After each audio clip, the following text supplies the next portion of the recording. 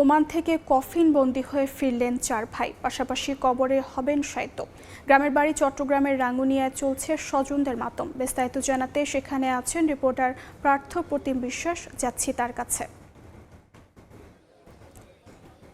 ওমানে নিহত 4 ভাইয়ের মরদেহ চট্টগ্রামে নিয়ে আসা হয়েছে। আমরা এখন আছি রাঙ্গুনিয়ায় লালানগর সেই গ্রামের বাড়িতে, এবং এখানে আমরা দেখছি ঠিক 6:30 থেকে 7টার মধ্যেই কিন্তু 4 ভাইয়ের মরদেহ ঢাকা থেকে চট্টগ্রাম এসে পৌঁছেছে। এবং এই মুহূর্তে আমরা দেখছি বাড়ির সামনে সাধারণ মানুষ থেকে শুরু করে আত্মীয় স্বজন যারা আছে, এলাকাবাসী যারা আছেন, সবাই কিন্তু ছুটে আসছেন শুধুমাত্র এক নজর এই 4 ভাইকে দেখার জন্য। এবং ঠিক 11টায় এখানে জানাজা অনুষ্ঠিত হবে এবং পারিবারিক যে কবরস্থান রয়েছে সেখানেও তাদের দাফন হবে। এবং সেক্ষেত্রে আমরা দেখছি গাউসিয়া কমিটি বাংলাদেশ এখানে কাজ করছে, এবং সার্বিকভাবে সকল ধরনের প্রস্তুতিও কিন্তু এখানে ইতিমধ্যে সম্পন্ন করা হয়েছে।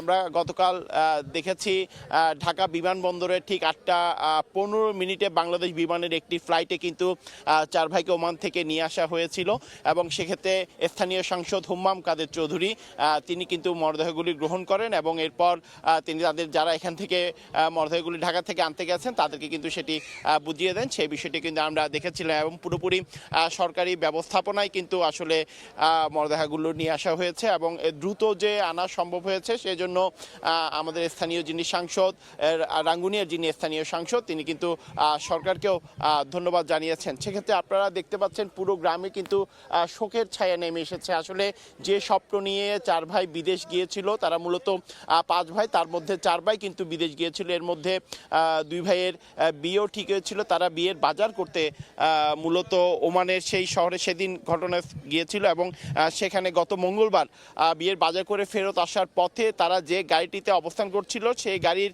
এসি থেকে নির্গত বিষাক্ত আসলে বাতাসের কারণেই কিন্তু আসলে তাদের এই মৃত্যু হয়েছে, এমনটি কিন্তু আমরা জানতে পেরেছি। এবং এরপর তাদেরকে আনার যে প্রস্তুতি, সেই প্রস্তুতিগুলোর পর থেকে বাংলাদেশ সরকারের পক্ষ থেকে ওমান সরকার সহ সবাই সম্মিলিতভাবে সেই প্রস্তুতিগুলো গ্রহণ করে, এবং গতকাল রাতে ঢাকা বিমানবন্দরে 8:15 বাংলাদেশ বিমানের একটি ফ্লাইটে করে সেই ঢাকায় নিয়ে আসা হয়, এবং ঢাকা থেকে রাঙ্গুনিয়ার যে লালানগর যে গ্রামের বাড়ি রয়েছে, আমরা এখন দেখছি সেই গ্রামের বাড়িতে 6:30 থেকে 7টার মধ্যে তাদের মরদেহ নিয়ে আসা হয়েছে, এবং ঠিক 11টায় তাদের জানাজা অনুষ্ঠিত হবে। তো এই ছিল আমার কাছে এখনো পর্যন্ত রাঙ্গুনিয়ার লালানগর গ্রামের বাড়ি থেকে এখানকার সর্বশেষ খবর।